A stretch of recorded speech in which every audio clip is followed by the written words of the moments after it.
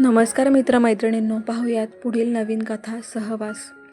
श्रेयस साताऱ्याजवळील एका खेड्यात जन्मलेला. त्याचं बालपण म्हणजे सडेतोड, साधं पण प्रेमळ.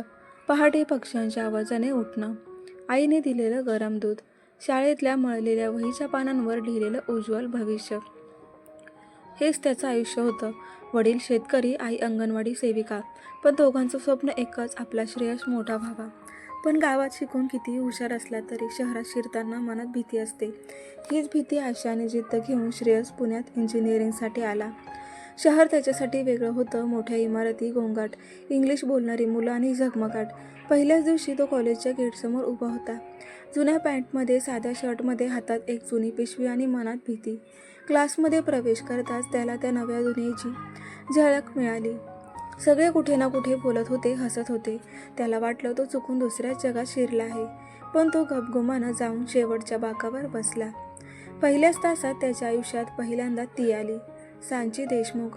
सांची म्हणजे श्रीमंत, सौंदर्य आणि आत्मविश्वास यांचं मूर्तिमंत रूप. कॉलेजमध्ये सगळ्यांचं लक्ष तिच्यावर असायचं, पण तिचं वागणं अतिशय साधं. ती नव्या ग्रुप असाइनमेंटमध्ये त्याच्या ग्रुपमध्ये आली. सांचीने सर्वांची नावं विचारली आणि जेव्हा श्रेयसचं नाव आलं तेव्हा ती थोडीशी थांबली. तू कुठून? गावाकडून?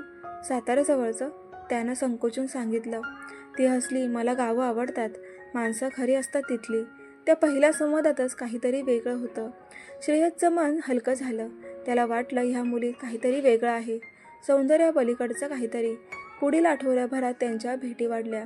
अभ्यास, ग्रुप मीटिंग्स, कॅन्टीनमध्ये चहा, ग्रंथालयात एकत्र बसणं आणि त्या प्रत्येक भेटीत सांचीचं हसू, तिचा स्वाभाविकपणा आणि तिचं बोलणं, हे सगळं श्रेयसच्या हृदयात खोलवर घर करत होतं.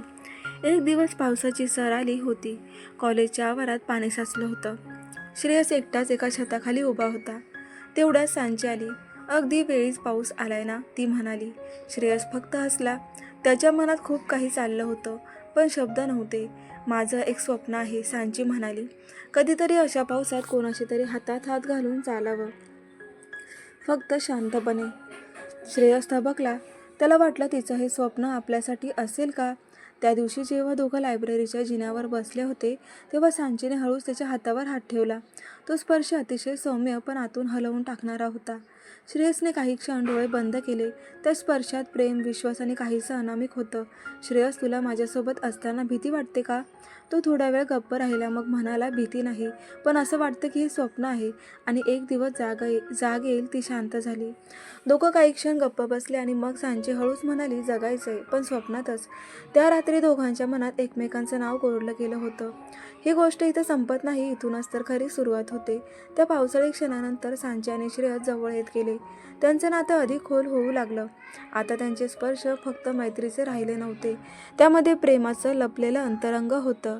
ते एका अशा अवस्थेकडे जात होते जिथं शरीर आणि मन दोन्ही गुंतू लागले होते. एक दिवस श्रेयस सांच्याच्या अपार्टमेंटमध्ये गेला. तिचे आईवडील बाहेरगावी होते. ती दरवाजा उघडून समोर आली. हलकासा सुगंध, तिचे मोकळे केस आणि गुलाबी रंगाचा सुती गाऊन, तिच्या नजरेत थांबवणारी शांतता होती. दोघं काही वेळ गप्पच होते. मग सांची म्हणाली, आपण खरंच खूप बदललोय ना? श्रेयस हसला. बदललो नाही, फक्त खरी वाट सापडलीये.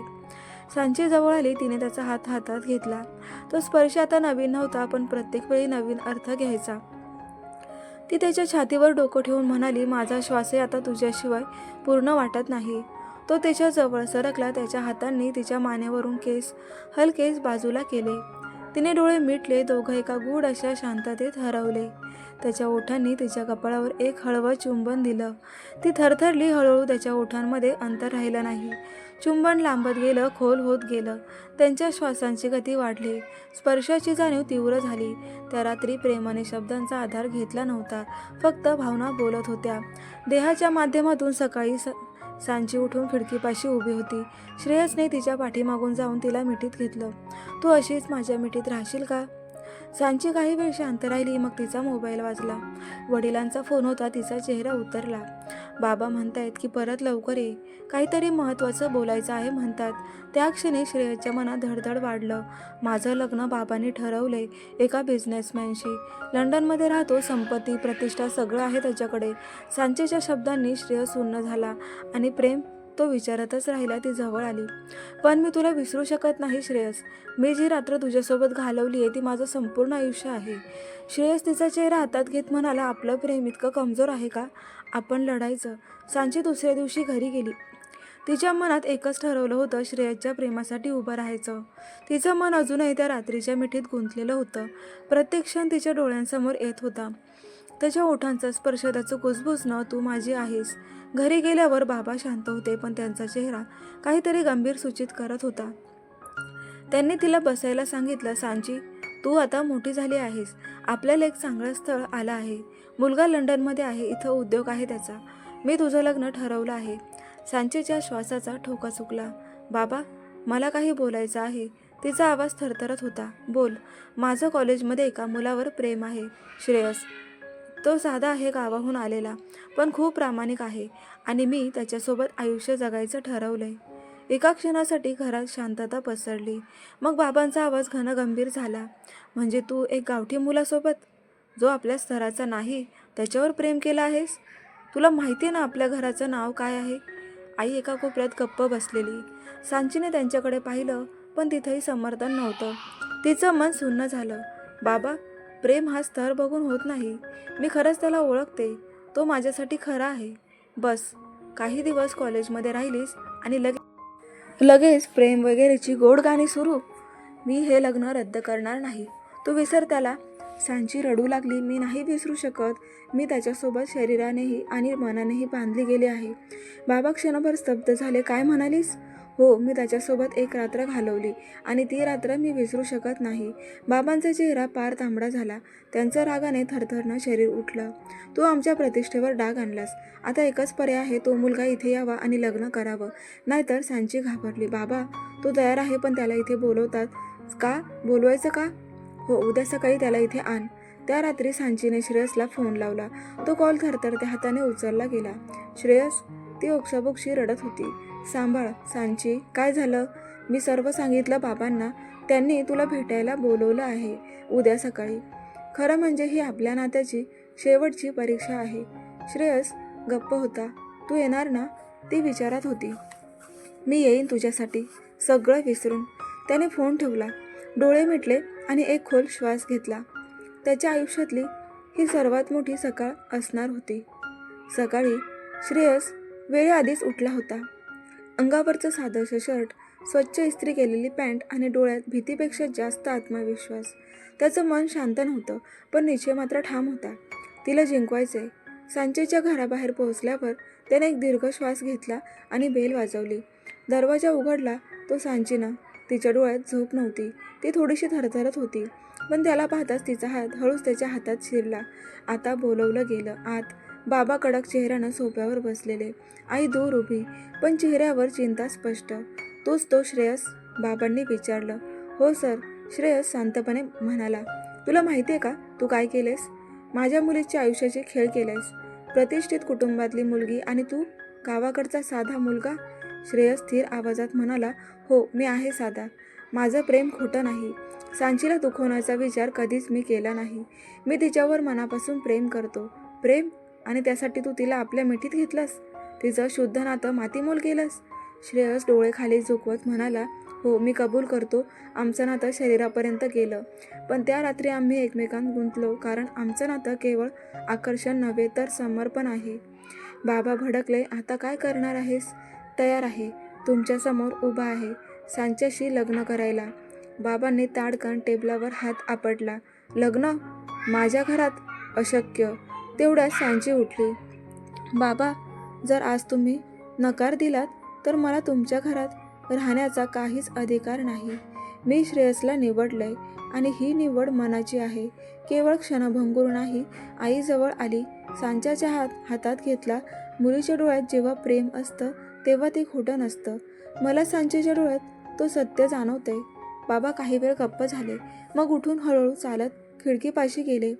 शहराचा झगमगाट त्यांच्या डोळ्यांवर होता, पण आत खोल कुठेतरी एक बाब पिळवटून जात होता. काही क्षण शांततेत गेले. शेवटी त्यांनी मान वळवली आणि एक दीर्घ सुस्कारा टाकत म्हणाले, ठीक आहे, पण एक अट आहे. काय? श्रेयस पुढे म्हणाला. झालं? काय झालं? अट? तू तुझं शिक्षण पूर्ण करशील. तिचंही, आणि मग लग्न. तोपर्यंत दूर राहा. तुझ्या कर्तृत्वावर दाखव की तू सांच्याच्या योग्य साथीदार आहेस. श्रेयस डोळ्यात पाणी आणून म्हणाला, मिळालं. मी ते करीन आणि एक दिवस तुम्हाला अभिमान वाटेल. सांची धावत त्याच्या मिठीत शिरली. बाबा तोंड वळून गेले आणि डोळ्यांतून एक थेंब गालावर ओघळला होता. पण त्या दिवशी एक नातं समाज, प्रतिष्ठा आणि शंका यांच्या जंजाळातून बाहेर आलं होतं. आता सुरू होती खरी परीक्षा. वेळ, संयम आणि समर्पणाची. ती भेट संपली. सांचीच्या घरातून बाहेर पडताना श्रेयसच्या मनात भावना मळाभारासारख्या उसळत होत्या. थोडा अभिमान, थोडं भय आणि खूप खूप प्रेम. वडिलांनी अट घातली होती, शिक्षण पूर्ण करा, स्वतःचं भविष्य उभं करा आणि मगच प्रेमाला अधिकृत मान्यता. पुढील काही महिने श्रेयस आणि सांचीचे आयुष्य वेगळ्या दिशांनी गेलं. दोघं वेगवेगळ्या हॉस्टेलमध्ये राहू लागले. कॉल कमी झाले, पण मनाची ओढ कमीच काही झाली नाही. दर सकाळी उठल्यावर सांचीच्या मोबाईलवर श्रेयसचा एकच मेसेज यायचा, आजचा दिवस आपल्यासाठी. शिक, लढ, हस, मी तुझ्यासोबत आहे. सांची त्याचप्रमाणे रात्री एक गोड व्हॉइस मेसेज पाठवायची, जिथं ती त्याला दिवसभर काय केलं, काय खाल्लं, कोणती कविता आठवली हे सांगायची. एकमेकांशी शरीराने नव्हे तर आत्म्याने जोडलेली ही जोडी रोजच्या काळाची स्पर्धा, अभ्यास आणि जबाबदाऱ्यांमध्येही एकमेकांची ऊब जपून होती. श्रेयस आता कॉलेजच्या शेवटच्या वर्षाला पोहोचला होता. त्याच्या प्रोजेक्टने विद्यापीठात नाव कमावलं होतं. एका मोठ्या IT कंपनीने त्याला ऑफर दिली होती. पुण्यातील नामवंत कंपनीत सॉफ्टवेअर इंजिनियर म्हणून नोकरी. सांचीनेही आपलं आर्किटेक्चरचं शिक्षण यशस्वीरित्या पूर्ण केलं. तिला मुंबईत एका इंटर्नशिप मिळाली होती. ती थोडी अस्वस्थ होती. मुंबई आणि पुणे आता भौगोलिक अंतर वाढणार होतं. पण श्रेयस म्हणाला, अंतर काहीच नाही. आपली भावना मजबूत असेल तर आपण कुठंही एकत्र तरी एकत्रच असतो. एका रविवारी श्रेयस आणि सांची पुण्यात भेटले. दोघांनी आपापल्या फाईल्स, मार्कशीट्स आणि नोकरीचे कागदपत्र एका छोट्याशा कॅफेमध्ये टेबलावर मांडले. सांची म्हणाली, हे बघ, आपण बाबा ठेवलेले अट पूर्ण केली आहे. श्रेयस हसला, आता फक्त तुझा हात त्यांच्यापुढे परत एकदा मागायचा आहे, पण यावेळी विजयाच्या भावनेने. त्या आठवड्यात त्यांनी ठरवलं पुन्हा सांचीच्या वडिलांना भेटायला जायचं. ही भेट आता याचनेसाठी नव्हे तर पूर्णत्वासाठी होती. त्या दिवशी बाबांच्या समोर श्रेयस पुन्हा उभा होता. यावेळी हातात एक लिफाफा होता, जिथं त्याच्या जॉब लेटरची प्रत, त्याच्या कमाईचं स्टेटमेंट आणि सांचीसोबतच्या सहजीवनासाठीच्या योजनांची रूपरेषा होती. बाबांनी सर्व पाहिलं. डोळ्यात एक चमक आली. मग त्यांनी सांचीकडे पाहिलं आणि हळूच म्हणाले, जर तू अजूनही त्याच्यावर विश्वास ठेवतेस तर माझा आशीर्वाद दोघांनाही. सांचीने डोळ्यातून वाहणाऱ्या अश्रूमधून मान हलवली. श्रेयसने तिचा हात घट्ट पकडला. आता त्यांच्या प्रेमाला घर मिळालं होतं.